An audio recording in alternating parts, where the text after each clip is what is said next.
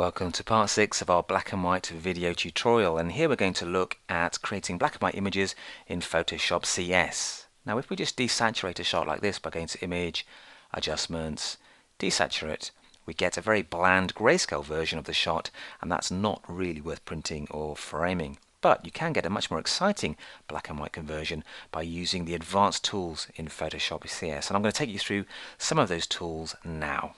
So start by going to Part 06 before and dragging it into Photoshop's main window, or going to File, Open and browsing to Part 06 before, and that will open it up in the Camera Raw editor. Now before we start to turn this into black and white using the standard Photoshop tools, I'm just going to show you a raw technique, because this is a very powerful and effective way to mimic the old school technique of putting colored filters over the lens to lighten or darken different colors in the grayscale conversion. Let me show you what I mean by clicking here on the HSL Grayscale tab. Now if you've got elements, you won't be able to use this tab. It doesn't exist in the cheaper version, but it is a very powerful way of creating cool monochrome images. First thing to do is to click on Convert to Grayscale to chuck away all of the color information.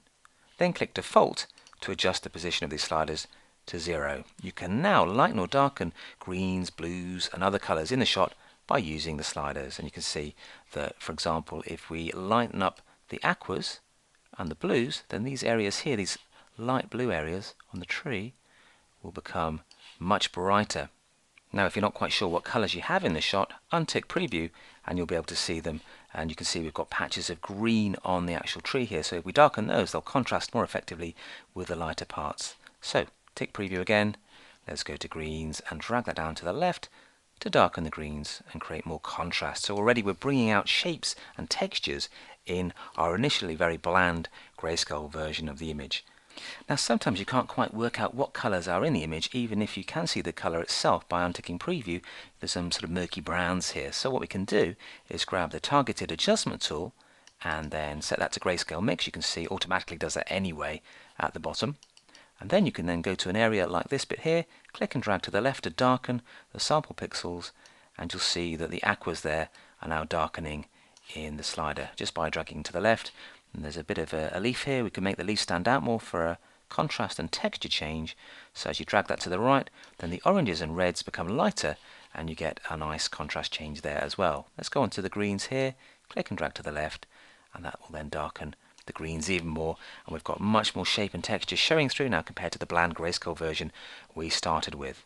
So that's a powerful way to edit a raw file to create a striking black and white image, but we're going to go into the main editor now and use the tools there. So what I'll do is I shall click cancel to undo the changes, and then we'll open Part 6 before again, and this time when we go into the raw editor we'll just click open image, and that opens the shot in the standard Photoshop CS interface. Now the cool thing here is we have a really lovely black and white command. If you go to Image, Adjustments and choose Black and White, up pops this command here, and again you've got very similar sliders to the ones we saw in the raw editor, and if you adjust things accordingly then those colors in the shot will change. So we can darken the vegetation again using the green slider, and we can lighten or darken the cyans as well accordingly. And also as you move over the shot you get a little pipette which is very similar to the targeted adjustment tool. So say we wanted to lighten these areas, click and drag, and you can see the blues are lightening. And if we want to darken the water here to increase the contrast between that area and the rest of the shot, then click and drag, and that gives us some cyans. I'm just going to hit spacebar to reposition the image like so. So it works in just the same way as the raw editor. Let's try and lighten this area here, click and drag to the right, and that lightens up the reds, and that brings out some more detail and contrast with these dying leaves in the foreground. I can click on here to sample some greens and yellows and just take these areas down a little bit. In fact, although this looks green, there's actually more yellow in this area, which is why this pipette is very useful indeed at targeting and changing the tones of specific areas. So out of all the techniques, this is probably the one that most closely mimics the old school effect of putting different coloured filters over the lens when shooting in black and white film to lighten or darken specific objects or colours or textures in the scene.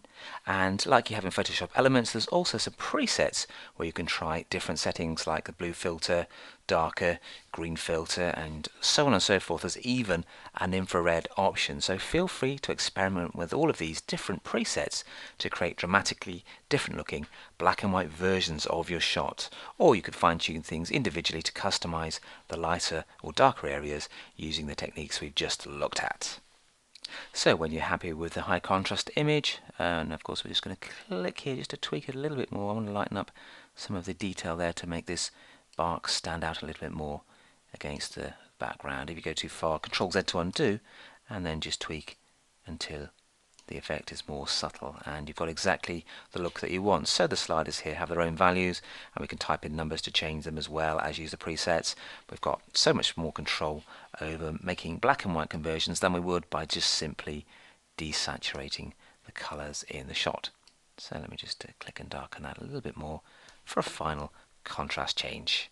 Click OK to apply the change, and there we have our high contrast black and white image. And as a finishing touch, it's worth checking the levels just to make sure we've got a nice range of shadows, midtones and highlights. So you can see the shadows are very strong, lots of lovely midtones. So let's just push the highlights a little bit more to the left to brighten them up, and that will help bring out these brighter sections on the tree and make them stand out more effectively against the darker or even the grey areas in the shot. Hit Tab and then Z for the zoom tool, right click, fit on screen, and there's our finished image.